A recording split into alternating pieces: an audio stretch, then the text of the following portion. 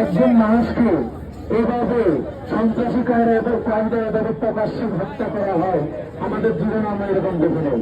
এই নতুন বাংলাদেশে এসে এভাবে প্রকাশ্যে একটি লোক হত্যাকাণ্ডের শিকার হবে চাঁদার জন্য, এটা আমরা স্বপ্ন কল্পনা করে নিই। কিন্তু আমরা যদি দেখতে পাই এর পরবর্তী আবার সন্ত্রাসী কার্যক্রমে আবার কেউ এরকম ভূমিকা রাখে, তাদের উপর আরেকটি জীবন নিয়ে আসবে। এই ছাত্রী সমাজ কিন্তু বসে নেই, এই ছাত্রী সমাজ কিন্তু বসে নেই।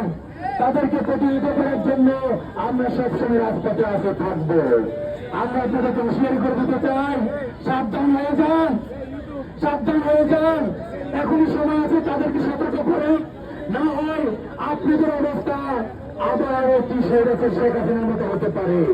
আবার যদি ছাত্রী সমাজ খেতে যায়, আবার যদি রাজপথে নেমে যায়, তাহলে আরেকটি দল অনুচ্ছেদ যদি ঘটে যায়, তাহলে এই বাংলাদেশে আপনাদের আর কোনো জায়গা নাই। সকলকে অনেক ধন্যবাদ।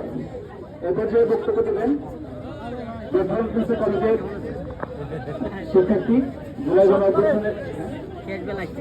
গণঅভ্যুত্থানের অন্যতম যোদ্ধা সিনথিয়া জাহিন আয়েশা। বক্তব্য দেবেন ছাত্র কলেজের বর্তমান ছাত্র মুখপাত্র